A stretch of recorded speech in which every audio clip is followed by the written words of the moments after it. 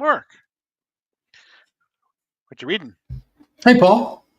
Big Absolute Superman Superman number issue. 9. I'm admiring it is. I'm admiring the colors on this digital version of it.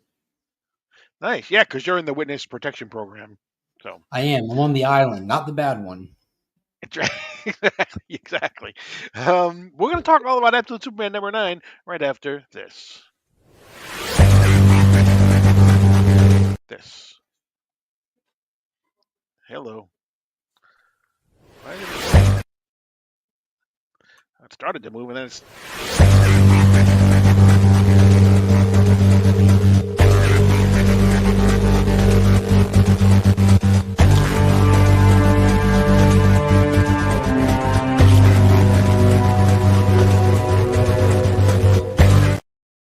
This newfangled StreamYard thing screwed me all up with the layout and everything, and it's like, The where is it? updates are weird. Yeah, it really is. But welcome to DC Comics Deep Dive. Don't forget to subscribe. Don't forget to hit the like button, leave us a comment, and hit the notification bell so you're alerted to whenever we upload new content. That's all four taken care of. So yeah, we are now 9 issues into Absolute Superman. It is amazing. Um, to quote Steve Burke, amazing. Amazing. Right. So where we start? Funny enough, we start exactly where we left off at the end of the last issue. Superman has been shot with some kryptonite shards or bullets. Yeah, he's not doing good. The Omega Men are trying to retrieve them, not Mm. having very good success with it. While pulling a bullet out, he screams and it wrecks the whole room around him. Ultimately, they can't get to the bullet, so he removes it himself.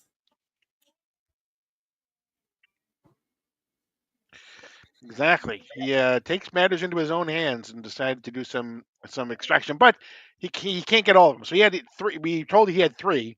They pulled one out. He pulled one out. He still had one left. And so they actually have something that they think can help retrieve the last one because he said he couldn't do that more than once. Pull it out himself. So and what we find out what they use is something that's very familiar to many people who have. It is a father box, not a mother box, but a father box, and we know that because it'll be called a father box a little bit later on. But we're led to believe it's a mother box right now. So Yeah, some old god technology. yeah, exactly.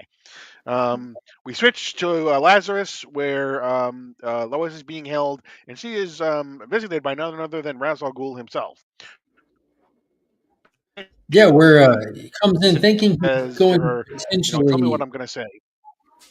Yeah, he comes in acting like he's potentially going to kind of intimidate Lois Lane, but she's not intimidated at all. She kind of starts giving him all the potential threats and spiel that he was going to give to her, talking about taking away my father's prosthetics and this and that. And she's basically calling any kind of bluff he could potentially have and even taking a shot at him. But he's not intimidated by her intimidating him. Basically telling her, "You're going to continue to work for us, and you're going to help me out, and you're going to bring me Superman." And he refers to Superman as his son. Yes, That's crazy. very ominous. He is. He really is. And he also has a Um, sideways Omega symbol on his face. yes, yes. Um, we go to Karachi, Pakistan, where we see some of the peacemakers doing some battle against Superman, who has now um, fully healed anyway. Um, for instance, Saul is extremely. We're led to believe that Saul knows something about that father box that he's not kind of letting on to Clark. He's very weary of having it been used, but of course it does get used on him anyway. Um, we see the peacemakers as well as fighting Clark, and basically Clark says everything everything burns basically. Krypton is still killing him even after after all this time between the kryptonite and now what's going on here. So he basically has a heart-to-heart with Jimmy after the battle is over. Um, who basically Jimmy tells him that he has this long talk about having children, and how Jimmy is basically saying he's not bringing children into this world because what am I supposed to tell my son? When he asked me, "Where were you, Dad?" Basically, when the world went to hell, for lack of a better phrase. Yeah, Jimmy looked at the world and considered like what it would be like to bring kids into this world, and decided that he could never do such a thing, and took it upon himself to join the Omegas as a way to clean up the world, so it could be something that he would feel like he would want to bring kids into. I thought that was a pretty interesting take with Jimmy. And now looking back on it after the movie, Yeah, even more so interesting. What a different dynamic for Jimmy. yeah, absolutely. And this is where in that discussion that we find out that it's actually a father box and not a mother box in between the two discussions. Then we have Primus who comes along, um, who is basically she's not very fond of the peacekeepers, and she basically wants to just basically do away with them and do whatever however it takes to kill them. Um, and we then have another internal discussion between Saul and Clark, basically talking about everything that's going on, and or maybe it was Saul that actually mentioned the father box. And I, sorry, that was my fault. Yeah, he said it's a vestige of the Kryptoni Lumerian, embedded with limited sentience by Laura L. I am not capable of such emotion. No, that's what he says about himself. But he showed him the father Right, box with the right, devices and that treat Clark basically angels. tells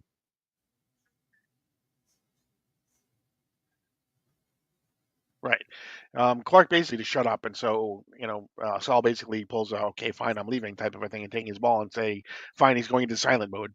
Um, So we don't hear from Saul again for the rest of the issue, but we do see Clark continue to fight against the peacemakers um, until they come across they finding the people that formerly fought against the peacemakers have basically all been hung in front of a building. Not very cool.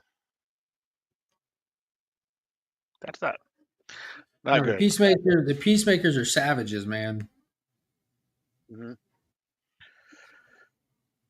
Um, at this point, Primus comes face to face with a peacekeeper as well, and she basically decides to jump in front and tell Superman to do something. When he doesn't do something, she jumps in front.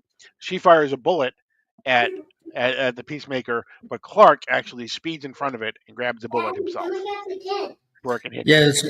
Yeah, she pulls the trigger and booms out of there, takes a shot at him, and it, it shows that Superman caught the bullet. She's unaware. I don't believe she's aware that Superman Hello. caught the bullet. That she didn't get the kill shot off. But We are on vacation. I know. I'm going to see you in just a couple days. mm-hmm. That'll be fun. Going to the comic shops, you Because ready? you can tell behind us, he doesn't have all those toys. The Exactly. action figures. Mm-hmm. And the wall's white. With a picture of the ocean.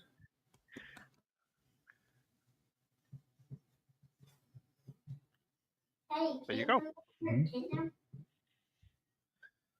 But they boom out of there, and Primus and Superman have like a little one-on-one conversation about like his role in helping them. Like she really wants him to step up and help them with their just wiping everyone out. He's not feeling it. He doesn't rock the same way they do, and she's pushing at him. She's saying this world's going to get bad enough that you're going to get there. Just go ahead and help us now, so it doesn't have to get that bad. And you can tell he's a little torn. He definitely doesn't want to do it, and he basically tells her, "No, I got to go. I don't want to deal with any of this. I'm out."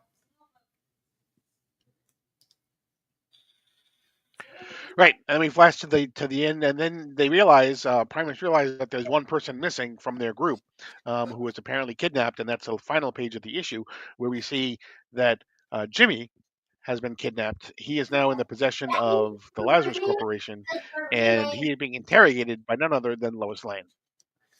And so There's going to be that's interesting where we leave dynamic there. the issue.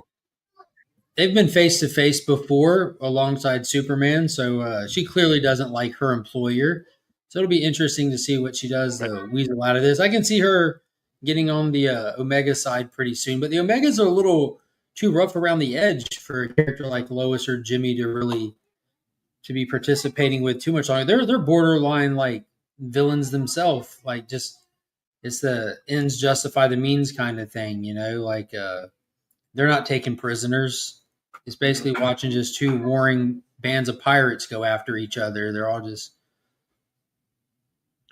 Yeah, absolutely. And there are talking about the Absolute Universe.